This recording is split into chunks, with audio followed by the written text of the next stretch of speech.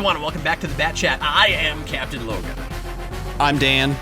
And Dan and I are going to talk about some more Batman the Animated Series while watching it. Today, we're watching the first part of a two-parter. It's Shadow of the Bat, the introduction to Batgirl, and this is the beginning of Season 3. Dan, are you ready for our massive, epic foray into the third season of Batman the Animated Series? I'm super stoked. Like I had said the last episode, I haven't seen... I don't think I ever remember seeing this episode. I remember hearing the title of the episode before, but I don't think I've seen it. So this will be interesting. I watched it in prep for this, but other than that, I'm interested to see where we explore here, because this is new ground for me. But you had of course seen episodes with her in them. Oh yes. I just never saw the origin, which is really cool. Did you always like their take on her? Oh yeah, I liked it. I liked their take on everybody. This show made me really like Robin, because the movies weren't doing a great job at doing that. Well, that's true.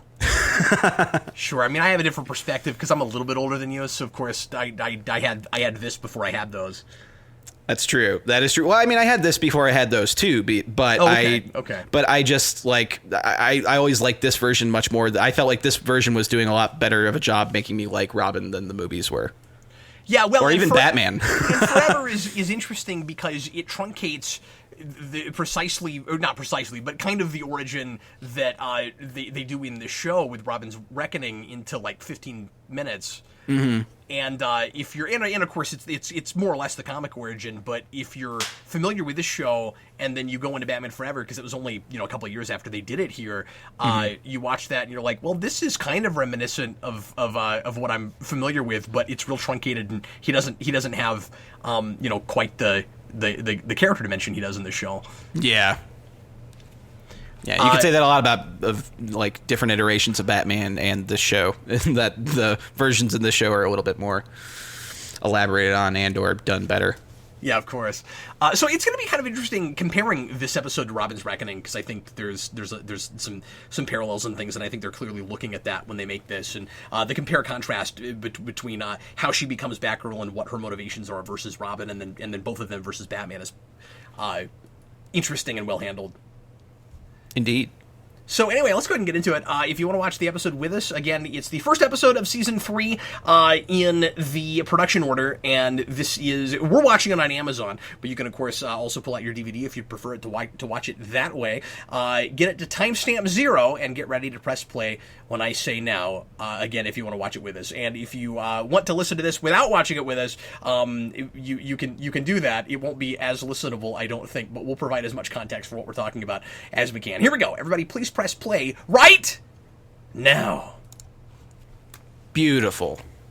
That was some good leading right there into the press play. Thanks, man. I've had a lot of practice. I've been working on that for a lot of years now, yeah. I'd imagine you probably haven't gotten enough congratulations on it, so I figured I'd start it off right. No, I appreciate that, yeah. No, nobody gives me enough credit for that. No, nobody comes out and is like, Captain Logan, I really like the way you say "and now."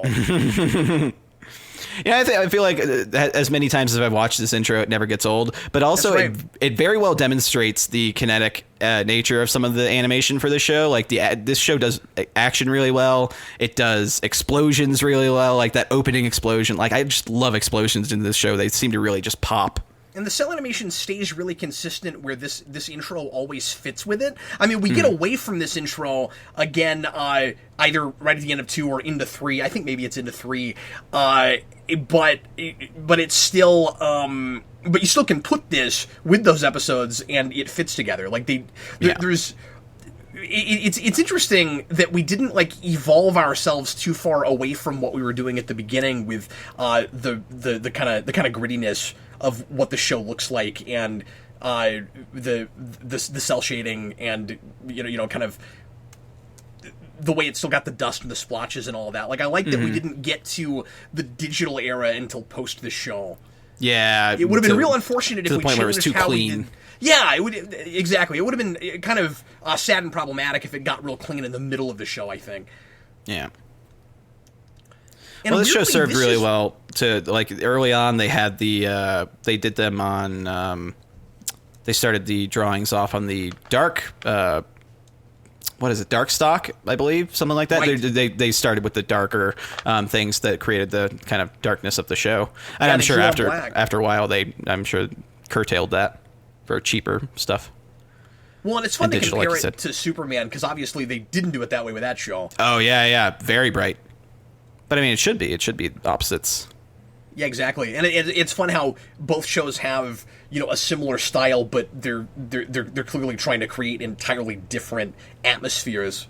Mm-hmm. So, it's interesting that this particular episode is one of the kind of darker and grittier looking. Mm-hmm. Of a lot of the ones that we've watched. I think this police car is kind of absurd. This giant police tank they have. Hey, just wait until Arkham Knight rolls around and Batman's rolling through Gotham with that thing. Do you feel like the Arkham series is pretty much just? I mean, obviously it's a spiritual successor, but to the animated series. But do you feel like it could be the animated series, or do you feel like it's a completely different world? No, I think it's a totally different world. Yeah, obviously it is. There are a lot of takes on characters that are totally reinvented. Like, and I think overall it's much more of a reinvention of like 90s into early 2000s comics than it is even a reinvention of this show. Like, it's a spiritual successor in that they've got those voice actors and they like to integrate a lot of the cool details from this show. But then they do that with everything. We've got nods to Batman Returns and I mean all stuff all over the place with that. But like obviously their Bane is not this Bane, etc., etc. Yeah. They have a much more catty Catwoman. Meow. So when I went back to this episode in preparation for this, I kind of expected Batgirl to show up in this opening scene because I couldn't remember how exactly she was initially introduced, and it's weird. It's almost like they expect that that. Well, I guess you do know that it's her introduction because of the opening title card, and so maybe the idea is supposed to be like they know that you're watching Batgirl's introduction, so they keep Batman looking really mysterious in that first scene, so you'll wonder if it is Batman or if it's her. Yeah. That silhouette on the news is hilarious. Do you know, like, when I was younger, I didn't quite have the beat on it, but I just feel like any story when you have a new character introduced into Batman, they're almost always the bad guy and or ultimately the revealed to be the villain or working with the villains and all that stuff. I just feel like Gil is just screaming, "I'm a bad guy." The entire time. Like when I watch this, like, because again, I've never seen this before, and watching this in prep, it was just like, I'm pretty sure that guy's the bad guy. He's for some reason just a new law enforcement guy who's here for this episode. Oh, there's a hair on the cell there at the bottom of the screen. I saw that. It's still there. I'm totally with you. I think the big giveaway is the fact that Barbara Gordon is interested in him and they're dating. Yeah. I think that's the big giveaway, is he's got to be the bad guy because we know they're not going to still be an item after this. Yeah. Well, I just feel like, because that's the only way a show can do it, is they have to introduce a character, unless they've been seeding it for a long time, which this is a show they don't seed things really for a long time outside of maybe like Harvey Dent and stuff like that. But yeah, that's right. You have to introduce a character, and if you're going to have somebody turncoat, you can't have it be a main character, so it has to be the new character. Yeah, I mean, she's been introduced, but they haven't been building to Batgirl or anything. Yeah, but I mean, like him specifically, that guy Gil. Yeah, you're right. It would have been great if he had been in a couple episodes and we just saw him as part of the police cast, and that's the kind of thing that maybe they would do in Justice League. I'm completely new here, but I'm the one serving this warrant. I think they're attempting a red herring thing here where you're supposed to be suspicious of him and then he's doing the right thing right after this, so now you're not suspicious of him. But that's what I'm saying is, like, work. at this point, I'm so like, by those stories, like, I'm used to looking at the person who's being overly helpful and it's gung-ho. really hard not to accidentally be by the numbers while you're trying to subvert that. Yeah. I understand the predicament. Because there's no other way to do a story like that without introducing a new character to do it. He just looks smarmy. he looks too clean cut. He's too clean, yeah. It makes him look smarmy. Like, it's like Dick Tracy just walked in. So like I said at the end of the previous show, I really like that Barbara Gordon doesn't just put on a bat suit because she wants to fight crime and is too young to be a police officer. Like, I like that we have a real origin point to get her there, a real impetus, but it doesn't have to be the tragic backstory. Yeah. It's pretty smart. It's her acting out where she feels that she can because other people can't or won't. Yeah, she takes matters into her own hands because no one else is doing what needs to be done. And also I like that she becomes Batgirl because Batman is refusing to be Batman for her father. Yeah. And I also like that when she puts the... I mean, I'm getting ahead of the episode, but I like that when she puts the suit on, she has no intention of ever putting it on again. It's for that one moment. It's just to pretend to be Batman, so they think Batman has, or Gordon has Batman's approval. Yeah, exactly. So maybe he's just been a criminal this entire time. Yeah, I do wish they would lean a little bit more into the idea that Gordon... the only thing that makes Gordon remotely suspicious is the fact that he's been working with a vigilante this whole time, and that is never brought up. And should be. Like, where the show is right now is everybody likes Batman, he's really good for the city, no one has any qualms whatsoever with the fact that Gordon's working with a mass vigilante, and it seems like the only thing that might make people think that he's been on the take this whole time is, well, he works with a mass vigilante. Why is the city jail so tall?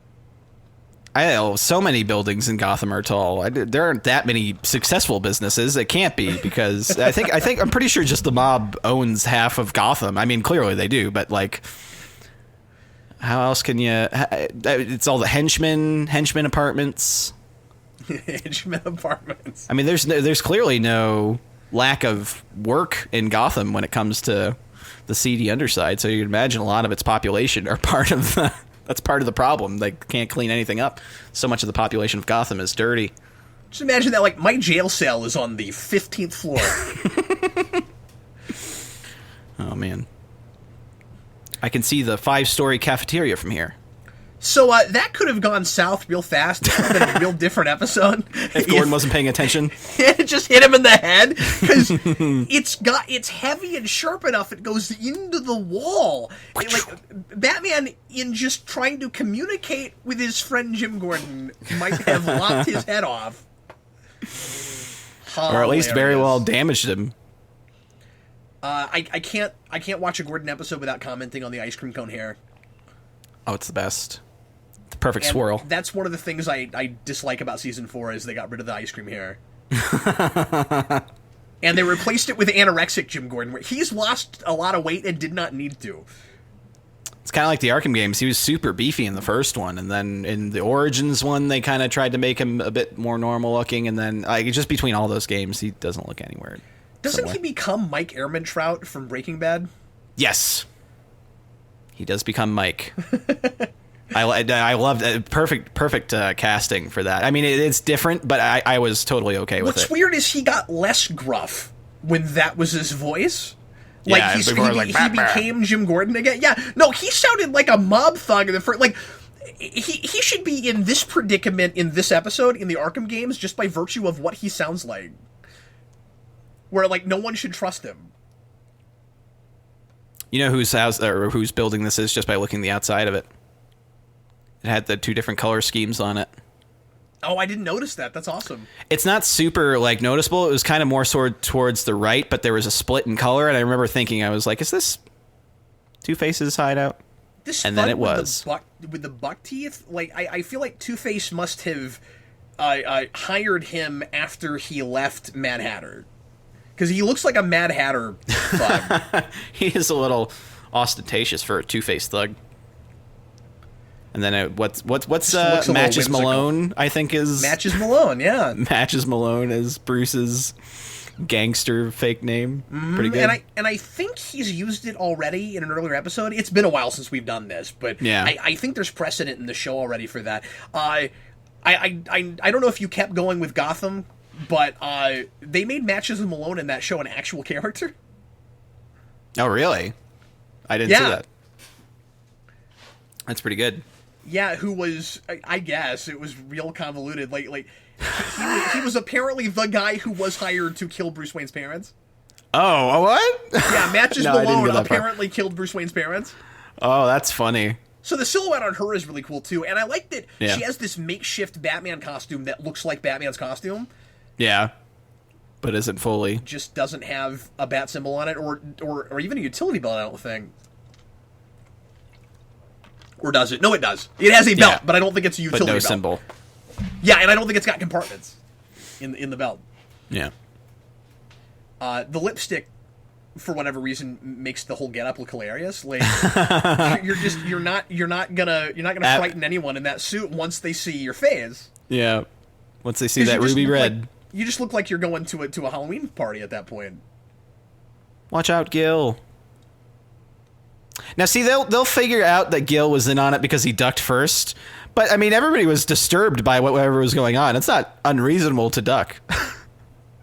I wondered the same thing. Yeah, a little bit, like, but yeah, they're not shooting yet. But they're like these cars crashing into stuff. When you see cars that look like that in Gotham, they're crashing into stuff. You have to expect people to lean out the side and start firing, right? Yeah, that's what always happens in these situations. In fact, if you have any kind of a get together like this at all, a party or just somebody like giving a speech, you have to expect somebody to come in and start firing guns. Yeah.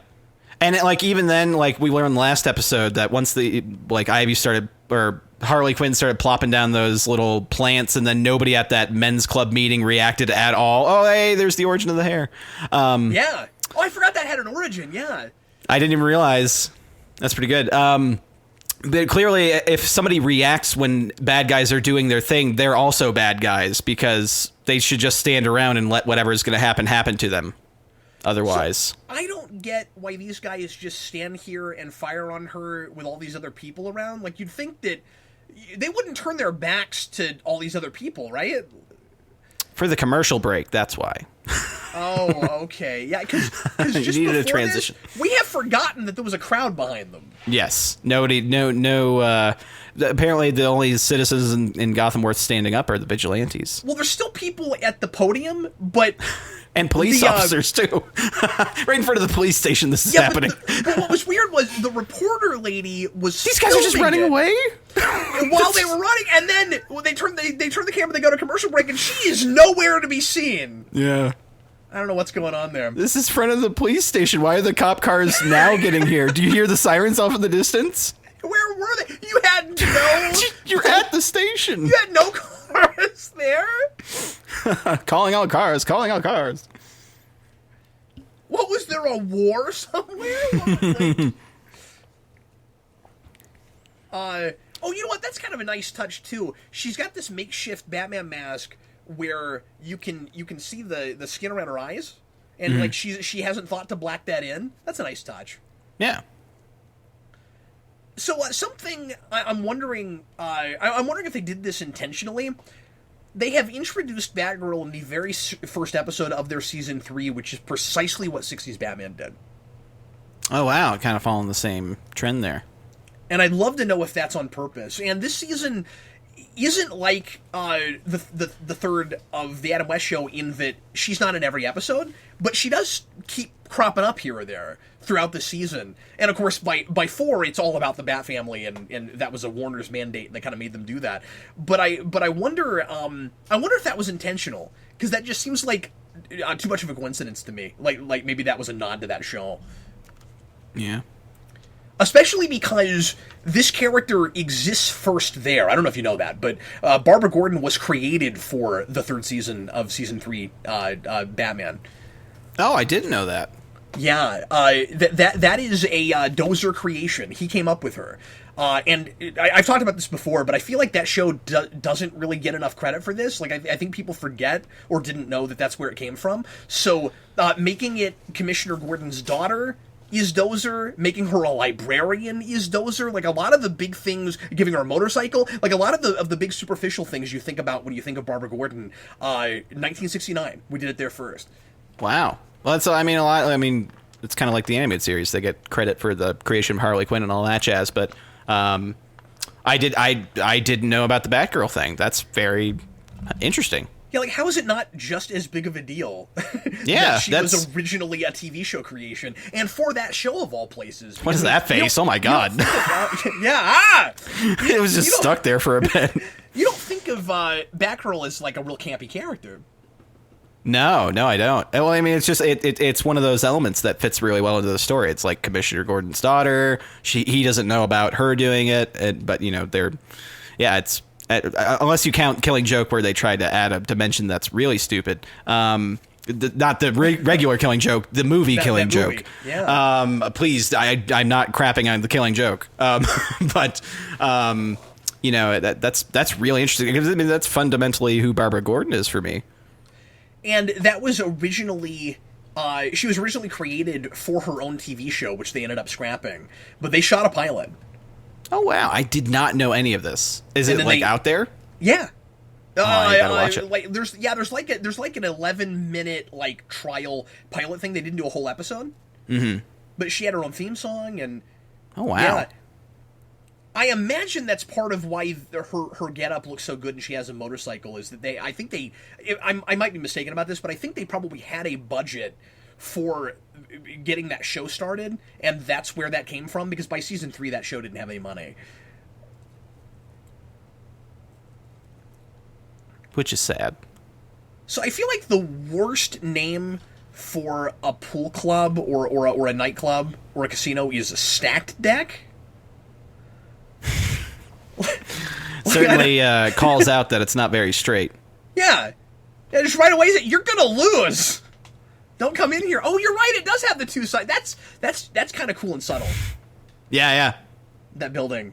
It was a little bit more subtle the first time around. Second time around, obviously, they're a little bit more over with the showing. But the first time, you could see the different colors of the building, and it's just like, oh. They're making a big deal out of it now because Batman's looking at it as Matches Malone, and so I think that's him going, "That must be Two-Face. Look at this." Oh, he's doing the Adam West crawl. 60s walk up the side. Yeah, it's great. That's great.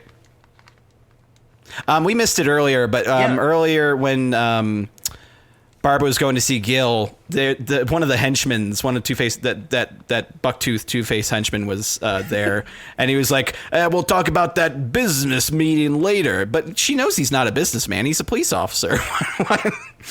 Why does she not like? I mean, she is suspicious by it, but like, why does Gil think he's fine after that? Also, Gil's an idiot. I mean, that goes without saying, but Gil's an idiot because she walks in and immediately starts going, "Oh man, that henchman guy, like, I know who that is," and he's here. He never follows up on that. Like, it's like they either want you to forget that that's how that scene opens, or somehow or rather we heard it and he didn't. I also had forgotten that her makeshift Batgirl costume gets ripped to shreds by bullet fire, and that's the reason that she has to make up a new costume. Yeah. There's a nice progression to all those things that it's real logical. Like, why does she come up with, her own suit and doesn't just keep using the makeshift Batman suit, and why is she Batgirl in the first place? Like, it's real well thought out, I think. Yeah. Bruce's face. See, now that I'm... Okay, so after what I said about Batman looking at the building, I don't buy his reaction when he sees Two-Face. I kind of thought he was starting to put it together already. Maybe not. Well, I think he's playing matches, though. Oh, you think that's what's going on? Oh, I think he's playing the character. I don't think he's really frightened right now or anything. Okay, here's the thing. That facial expression is almost always exclusively... Real Batman is horrified right now. I may be wrong, but that is true. He's a really good actor. He knows how to look like he looks when he's genuinely worried about something. Well, then he also gets decked in the head. This is a real good-looking episode, man. Like, yeah, that's this show constantly impresses me. I mean, you guys have gone through more of them. I guess as you were doing the Bat Chat regularly, you got to see a bit more of it. But I recently had went through and watched a few of my favorites, and this show just ages so well. And there was the suit. this is just a real what a teaser, subtle looking episode. Like they're not being really flashy with it. I like how dark and gritty and understated the whole thing is. Yeah. So we're already done with the first part of this, which is amazing. That felt like we were talking for all of 5 minutes. I think that's just you and I. I think we could probably talk for hours and hours. Yeah, we should have you on After Dark at some point. Oh yeah, that'd be pretty good.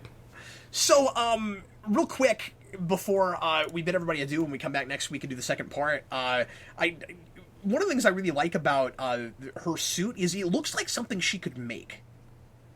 Yeah. Well, that's any of the suits in this show. They're not overly like armored or anything. It just literally looks like fabric, and that's it. Like they're going out seemingly. Yeah, like Batman's is more elaborate than that, but it's still not armored or anything. I mean, we weren't doing that kind of stuff yet. Yeah, except for like Azrael Batman and stuff. We only did it when we wanted in the 90s when we wanted something to look real edgy and cool. He's agile. He can dodge the bullets. I mean, look at him in the show. They do make him like the physics of the show. They like float around half the time.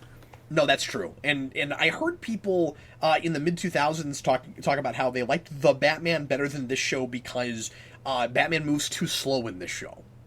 I mean, I do get that criticism. He does leap out of the way often, but I wouldn't say it's a better show because of it, though. No, I wouldn't either. I'm just saying. I mean, you can't look at the artistry of the show and just how well it's aged. I can't wait for the Blu-ray. I mean, there are some stinker episodes, and not all of the animation is as good as the rest sometimes, but it's a seminal show. It's really great. Now, I am not really knocking the Batman when I say that, because I've gone back to that a little bit and am starting to appreciate it in a way I never did before. And if we keep doing the Bat Chat, we might go through that at some point. And I'd be down, because that was one I never got to finish. Like I watched a little bit when it was on, because it was kind of very similar to Batman, like to the Tim Burton Batman movie. Kind of kicked this off a couple years later. Same thing with Batman Begins. Kind of kicked off the Batman again. I think, well, you know what? I think you're right about that. I was going to say I thought it was before Begins. No, it was after Begins. Is it? Okay. Yep. I mean, that's how I remember it. But then again, the memory is a fickle thing. No, I think you're right. We'll look it up. Anyway, thanks again for watching, folks, and we will see you again next week. Once again, I was Captain Logan. And I was DanzNewz. See you, folks. Bye.